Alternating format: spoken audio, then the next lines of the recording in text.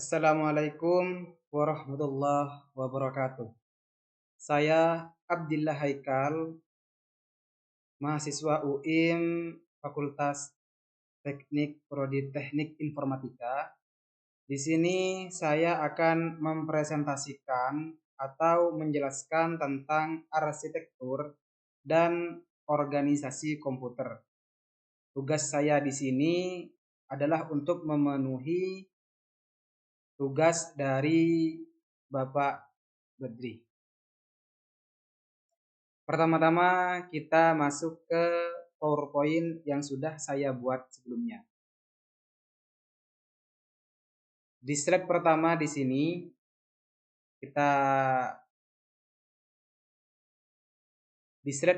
sini ada judul arsitektur dan organisasi komputer. Ini adalah teks yang akan saya jelaskan selanjutnya. Introduction. Di sini saya akan mempresentasikan tentang arsitektur dan organisasi komputer. Mulai dari konsep dasar, representasi, CPU, dan instruksi, memori, dan lain-lain. Pertama-tama, arsitektur komputer. Arsitektur komputer adalah konsep abstrak yang berhubungan dengan bagaimana komputer terlihat oleh programmer. Lebih ke apa yang dilakukan komputer, bukan bagaimana cara kerjanya secara fisik. Next. Contoh di sini Instruction Set Architecture atau ACA. Kumpulan instruksi yang dimengerti CPU, misalnya x86, ARM, RISC-V. Nomor 2, tipe register seperti General Purpose Register, Floating Point Register. Terus ada mode addressing seperti immediate, indirect, atau indicit. Terus ada format data dan lain-lain.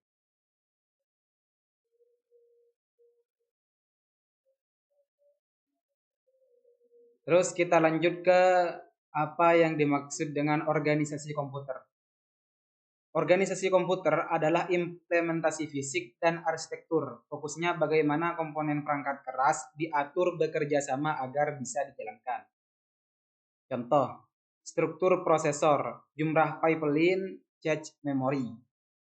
Terus ada pengendalian sinyal, bagaimana instruksi di-fetch dan dieksekusi. Terus ada perangkat I/O, penggunaan bus DMA. Terus ya masih banyak lagi.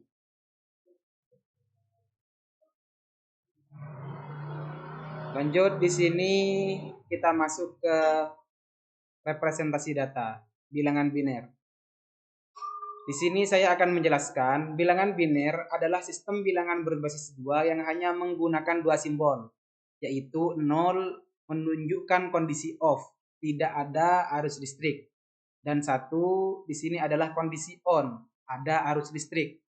Mengapa komputer menggunakan sistem biner bukan desimal? 1. Kesesuaian perangkat keras atau transistor. Komputer modern dibangun dari jutaan transistor, dan transistor hanya punya 2 keadaan stabil, yaitu on dan off. 2. Sederhana untuk logika digital. 3. Lebih tahan terhadap gangguan sinyal. 4. Lebih efisien dalam mengolah data dan penyimpanan. Terus masih banyak lagi.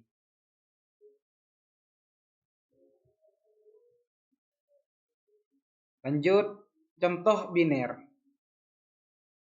Di sini saya akan menjelaskan bilangan biner seperti apa cara membuat bilangan biner. Di sini saya contohkan dengan menggunakan angka desimal 62. Metode pembagian dengan 2 berulang. Bagi angka desimal dengan 2, catat sisa baik itu 0 maupun 1. Ulangi hingga hasil baginya menjadi 0. Biner dibaca dari sisa paling bawah ke atas. Contohnya seperti ini. 62 dibagi 2, sisa 31, sisa 0. 31 bagi 2, 15, sisa 1. 15 bagi 2 sama dengan 7, sisa 1, dan seterusnya. Lanjut, di sini saya akan menjelaskan tentang apa itu CPU dan instruksi. Di sini saya membuat gambar visualnya dari CPU. ALU, Arithmetic Logic Unit. Eksekusi operasi aritmatika dan logika. Status flex, menyimpan kondisi hasil operasi. Shifter, geser bit kiri atau kanan. Komplementer, buat komplement data aritmatika logika. Hitung dan logika dasar. Register, penyimpanan cepat dan sementara. Bus internal yaitu untuk menghubungkan komponen CPU. Unit control tujuannya adalah untuk mengatur jalannya instruksi. Control pad yaitu berguna untuk salurkan sinyal kontrol. Di sini ada saya mencantumkan perbandingan memori. Di sini ada RAM. RAM adalah simpan data sementara, menyimpan dengan cepat dan ukuran besar, seperti GB. ROM adalah simpan instruksi permanen, lambat, ukurannya kecil. Cache simpan data atau tempat penyimpanan data sering dipakai CPU, sangat cepat, ukurannya kecil. Register adalah tempat penyimpanan data saat diproses paling cepat, ukurannya sangat kecil. Contoh cache, cache menyimpan data yang sering dipakai CPU, tidak perlu diambil dari RAM, akses lebih cepat dan kinerja meningkat.